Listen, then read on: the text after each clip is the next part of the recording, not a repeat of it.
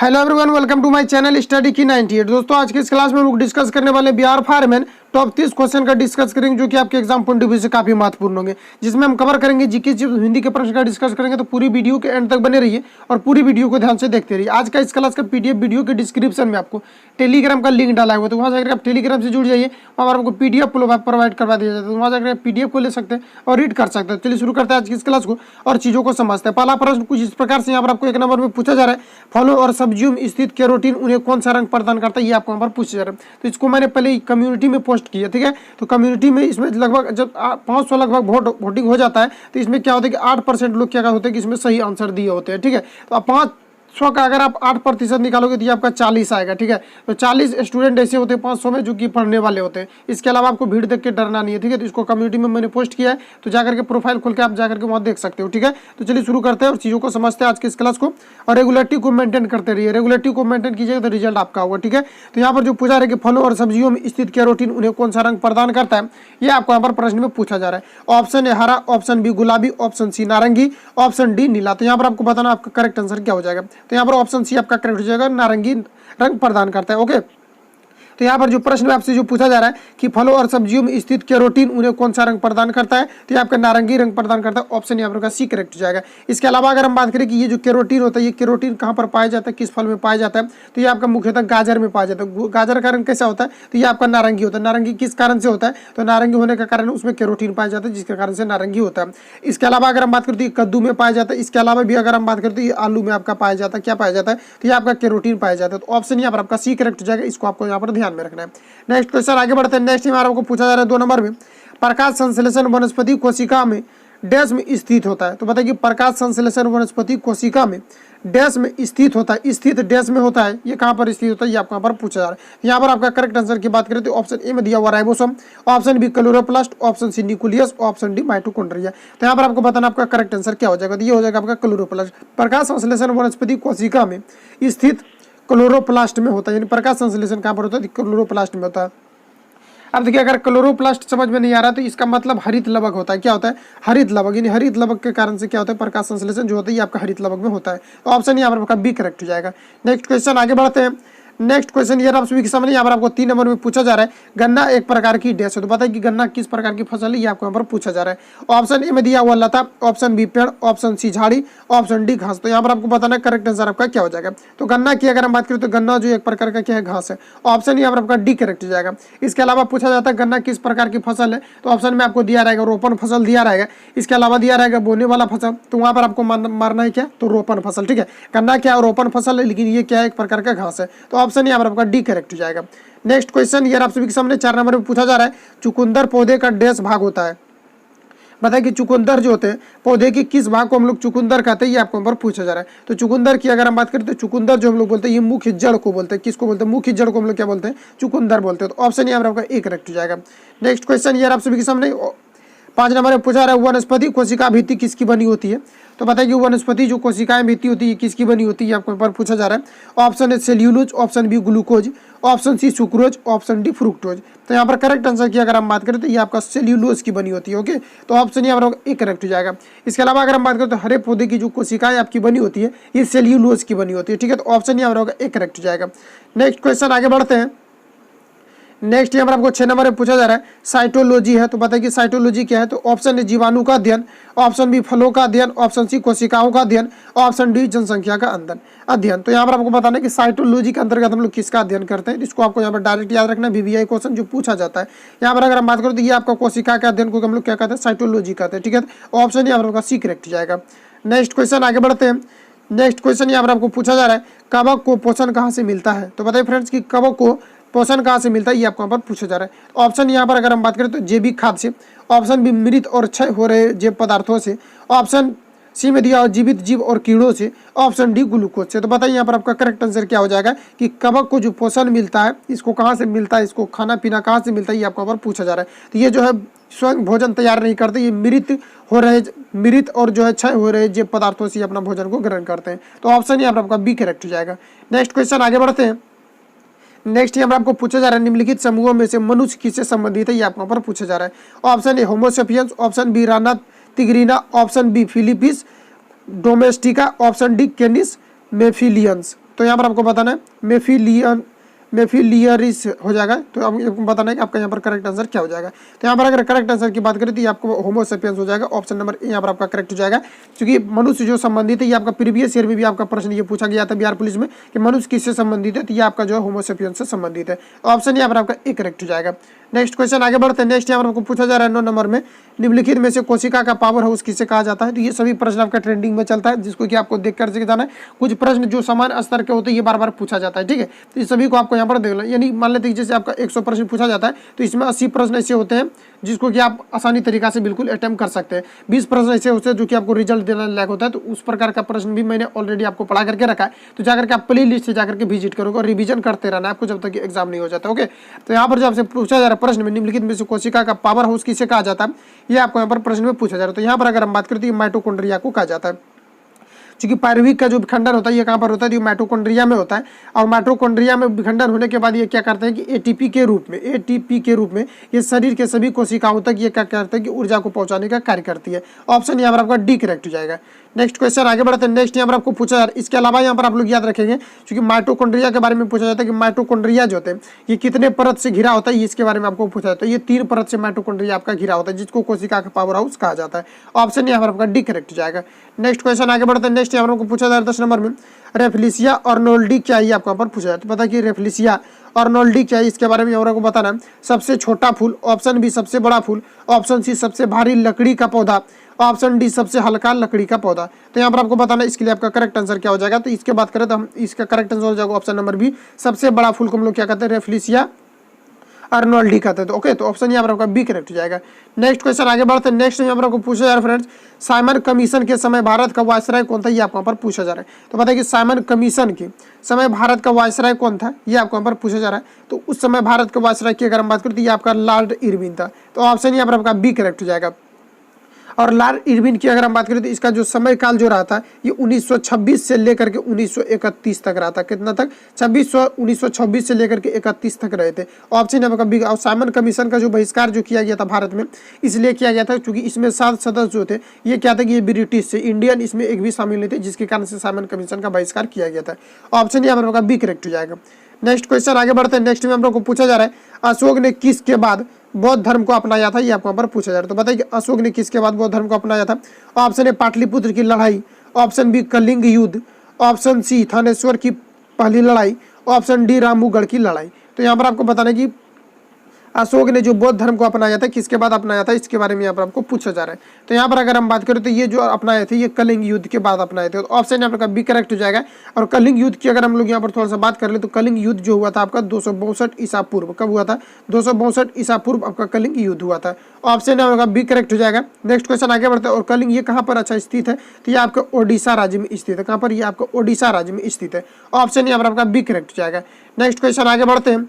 Next यहाँ पर आपको 13 नंबर पूछा जा रहा है, भारतीय अशांति का जनक किसे कहा जाता है, ये आपको यहाँ पर पूछा जा रहा है। तो बताइए किसे कहा जाता है। Option A Mahatma Gandhi, option B Jayaprakash Narayan, option B Bal Gangadhar Tilak, option D Sardar Vallabh Bhai Patel. तो यहाँ पर आपको बताना है करेक्ट आंसर आपका क्या हो जाएगा।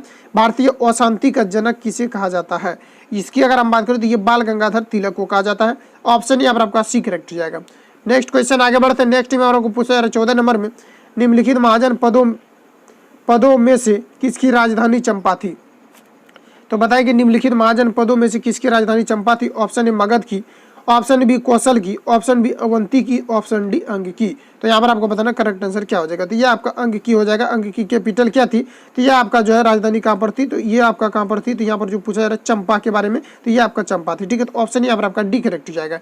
नेक्स्ट क्वेश्चन आगे बढ़ते हैं। नेक्स्ट में आपको पूछा जा रहा है 15 नंबर में, सिंधु घाटी सभ्यता के किस स्थल पर एक पंक्ति में 6 अन्न भंडार हैं, ये आपको यहाँ पर पूछा है। अन्न के बारे में पूछा जा रहा है, अनाज के बारे में पूछा जा रहा है। सिंधु घाटी सभ्यता के किस स्थल पर एक पंक्ति में 6 अन्न भंडार थे, ये आपको यहाँ पर पूछा जा रहा है। Option A Harappa, option B Lothal, option C Mohenjodaro, option B Kalibangan. तो यहाँ पर आपको बताना आपका करेक्ट आंसर यहाँ पर आपका क्या हो जाएगा। तो ये आपका हड़प्पा हो जाएगा। ऑप्शन यहाँ पर आपका ए करेक्ट हो जाएगा। नेक्स्ट क्वेश्चन आगे बढ़ते हैं। नेक्स्ट यहाँ पर आपको पूछा जा रहा है 16 नंबर में, ऋग्वेदीय नाम परुशनी किस नदी के तद्रूप है, ये आपको यहाँ पर पूछा जाता है। देखिए परुशनी का मतलब होता है आधुनिक नदी। क्या होता है, आधुनिक नदी को हम लोग क्या कहते हैं, परुशनी नदी, यानी परुशनी का मतलब होता है आधुनिक। तो यही आपको जो पूछा जा रहा है, ऋग्वेदीय नाम यानी आधुनिक किस नदी के तद्रूप है, ये आपको यहाँ पर पूछा जा रहा है। तो बताइए किस नदी का है। तो option A Sindhu, option B Chenab, option B Ravi, option D Sutlej. तो यहाँ पर आपको बताना है करेक्ट आंसर आपका यहाँ पर क्या हो जाएगा। तो ये आपका हो जाएगा रावी। रावी नदी का आधुनिक नाम क्या है? तो आधुनिक नाम जो इसका है क्या, त्रिवेदीय नाम परुसनी किस नदी के नाम से, किस नदी के तद्रूप है? तो ये आपका रावी कहते हैं। ऑप्शन यहाँ पर आपका सी करेक्ट हो जाएगा। नेक्स्ट क्वेश्चन आगे बढ़ते हैं। नेक्स्ट यहाँ आपको पूछा जा रहा है 17 नंबर में, गुप्त वंश का अंतिम महान शासक कौन था? इसके बारे में यहाँ पर आपको बताना है। Option A Skandagupta, option B Samudragupta, option C Kumaragupta प्रथम, ऑप्शन डी चंद्रगुप्त द्वितीय। तो यहाँ पर आपको बताना करेक्ट आंसर आपका क्या हो जाएगा। तो गुप्त वंश का अंतिम महान शासक की अगर हम बात करें तो ये आपका स्कंदगुप्त थे। ऑप्शन यहाँ पर आपका एक करेक्ट हो जाएगा। नेक्स्ट क्वेश्चन आगे बढ़ते हैं। नेक्स्ट यहाँ को पूछा जा रहा है, गुरु नानक से संबंधित निम्नलिखित में से कौन सा वाक्य भी सही नहीं है? ये आपको यहाँ पर पूछा जा रहा है। ऑप्शन ए सिख धर्म के संस्थापक, ऑप्शन बी एक निर्गुण भक्ति संत, ऑप्शन सी में यहाँ पर आपको दिया पुष्टि मार्गदर्शन को प्रतिपादित किया, ऑप्शन डी समाज सुधारक और पहले सिख गुरु। तो यहाँ पर आपको बताना आपका करेक्ट आंसर क्या हो जाएगा। तो ये हो जाएगा आपका सिख गुरु के संस्थापक। ये आपका यहाँ पर गलत हो जाएगा क्योंकि गुरु नानक से ये आपका संबंधित नहीं था। ऑप्शन यहाँ पर एक करेक्ट हो जाएगा। सिख गुरु के यहाँ पर जो दिया हुआ आपको सिख धर्म के संस्थापक, तो देखिए सिख धर्म के संस्थापक में क्या था कि यानी हिंदू और मुसलमान की जो इकाइयों को जो शामिल किया गया था, ये आपका किस में किया था? तो ये सिख धर्म में आपका संस्थापन यानी सिख धर्म में ही इसको क्या किया गया था? निहित किया गया था। ऑप्शन यहाँ पर आपका एक करेक्ट हो जाएगा जो कि गुरु नानक से आपका संबंधित नहीं है। नेक्स्ट क्वेश्चन आगे बढ़ते हैं। नेक्स्ट यहाँ पर 19 नंबर पूछा जा रहा है, गुरु तेज बहादुर को मृत्यु दंड किसने दिया था? इसके बारे में यहाँ पर आपको बताना है। तो बताइए गुरु तेज बहादुर को मृत्यु दंड किसके द्वारा दिया गया था? Option A Aurangzeb, option B Sher Shah, option B Humayun, option D Babur. तो यहाँ पर अगर करेक्ट आंसर की बात करें तो ये आपका औरंगजेब करेक्ट आंसर हो जाएगा, जो कि मुगल बादशाह थे जिसके द्वारा कि गुरु तेज बहादुर को मृत्यु दंड दिया गया था। तो ऑप्शन यहाँ पर आपका एक करेक्ट हो जाएगा। नेक्स्ट क्वेश्चन आगे बढ़ते हैं। नेक्स्ट यहाँ पर आपको पूछा जा रहा है 20 नंबर में, नील विद्रोह कहाँ हुआ था? ये आपको यहाँ पर पूछा जा रहा है। तो बताइए नील विद्रोह कहाँ हुआ था? Option A Rajasthan, option B Bengal, option C Uttar Pradesh, option D Bihar. तो बताइए यहाँ पर आपका करेक्ट आंसर क्या हो जाएगा। तो नील विद्रोह की अगर हम बात करें तो ये आपका बंगाल में हुआ था। ऑप्शन यहाँ पर बी करेक्ट हो जाएगा। और ये अगर हम बात करें कि नील विद्रोह कब हुआ था, तो ये आपका हुआ था 1859 में नील विद्रोह हुआ था। ठीक है, और इसका जो नील विद्रोह हुआ था ये किसके नेतृत्व में हुआ था? ये जो हुआ था ये आपका दिगंबर एवं विष्णु विश्वास के जो है विष्णु विश्वास के द्वारा ये जो है नील विद्रोह किया गया था। ठीक है, किसके द्वारा? तो दिगंबर एवं विष्णु विश्वास के द्वारा किया गया था। तो ऑप्शन नंबर का बी करेक्ट हो जाएगा। कहाँ पर हुआ था? तो ये आपके बंगाल में हुआ था। नेक्स्ट क्वेश्चन आगे बढ़ते हैं। नेक्स्ट में हम लोग को पूछा जा रहा है किस नंबर में, ब्रह्म समाज के संस्थापक कौन थे?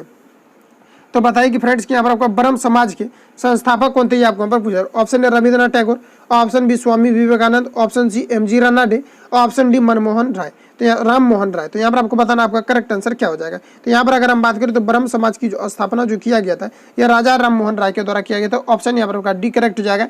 इसके अलावा अगर हम लोग यहाँ बार बात कर ले कि ये जो राजा राम मोहन राय के द्वारा जो ब्रह्म समाज की जो स्थापना है जो किया गया था ये कब किया गया था? तो ये किया गया था आपका 20 अगस्त को। कब किया गया था? 20 अगस्त 1828 को किया गया था राजा राम मोहन राय के द्वारा। ये जो स्थापना किया गया था ब्रह्म समाज की ये कब किया गया था? तो 20 अगस्त 1828 को किया गया था। इसके अलावा अगर हम बात करें कि कहाँ पर किया गया था, तो ये आपका कोलकाता में किया गया था। कहाँ पर? तो ये आपका कोलकाता में किया गया था। इसमें क्या था, यानी इसका जो उद्देश्य था, यानी ब्रह्म समाज की जो स्थापना जो करने का जो मुख्य उद्देश्य था, यानी इसका मुख्य उद्देश्य था हिंदू समाज में यानी कि जो व्याप्त जो बुराइयां था इनको खत्म करने के लिए राजा राम मोहन राय के द्वारा ब्रह्म समाज की स्थापना किया गया था। तो ऑप्शन यहाँ पर डी करेक्ट हो जाएगा। नेक्स्ट क्वेश्चन आगे बढ़ते हैं। नेक्स्ट यहाँ आपको पूछा जा रहा है 22 नंबर में, प्रसिद्ध दांडी मार्च किस वर्ष हुआ था? ये आपको यहाँ पर पूछा जा रहा है। तो बताइए प्रसिद्ध दांडी मार्च कब हुआ था? Option A 1929, option B 1931, option C 1930, option D में दिया हुआ 1919। तो यहाँ पर आपको बताना आपका करेक्ट आंसर क्या हो जाएगा।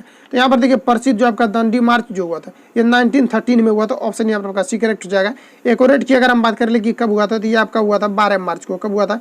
12 मार्च 1930 को महात्मा गांधी के द्वारा अपने 78 स्वयं सेवकों के साथ ये दांडी मार्च जो ये शुरू कर दिया गया था। क्योंकि ये नमक पर क्या हुआ था कि ब्रिटिश के द्वारा जो है नमक पर टैक्स लगा दिया गया था, जिसके कारण से महात्मा गांधी ने 12 मार्च 1930 को अपने दांडी यात्रा जो है ये शुरू किया था। ठीक है, और ये कब पहुंचे थे? दांडी कब पहुंचे थे? तो दांडी जो ये इनके द्वारा जो पहुंचा गया था ये 6 अप्रैल को पहुंचा गया था। कब पहुंचे थे? ये 6 अप्रैल 1930 को पहुंचे थे, यानी 24 दिनों के बाद दांडी पहुंचे और वहां पर जाकर के नमक पर जो टैक्स लगाया गया था इसका जो वहाँ पर जाकर के कानून महात्मा गांधी के द्वारा तोड़ा गया था।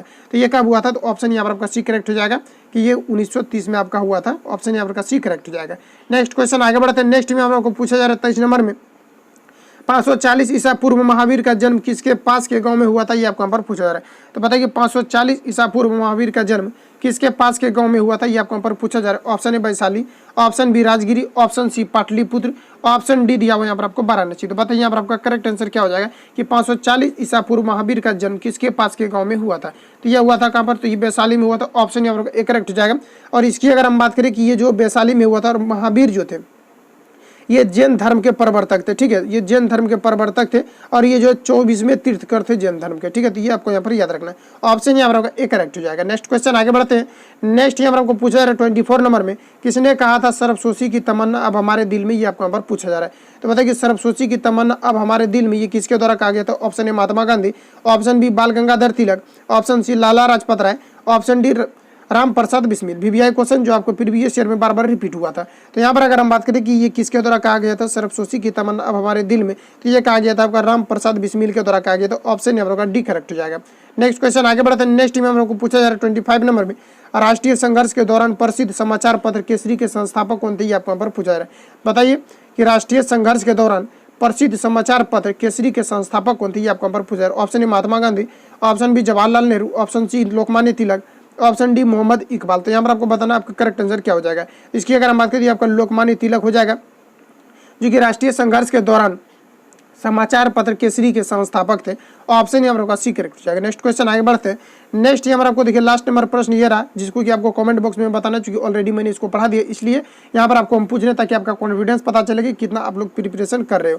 तो यहाँ पर आपको बताना कि निम्नलिखित में से सबसे बड़ा कौन है, ये आपको यहाँ पर बताना। ऑप्शन बी ब्रह्मांड, ऑप्शन बी आकाशगंगा, ऑप्शन सी तारा, ऑप्शन डी विश्व। तो इसको आपको कमेंट बॉक्स में बताना है। मिलता है नेक्स्ट वीडियो में। अगर वीडियो आपको हेल्पफुल लगता है तब एक लाइक कमेंट शेयर जरूर किया और चैनल पर पहली बार आए हो चैनल को सब्सक्राइब करके बेल आइकन को प्रेस कर ले, क्योंकि जब भी मैं वीडियो अपलोड करूंगा तो आप तक नोटिफिकेशन जाएगा और आप हमारे बेस्ट कंटेंट को पढ़ पाएंगे। तो मिलते हैं नेक्स्ट वीडियो के साथ। Thank you for watching. Best of luck. Bless you.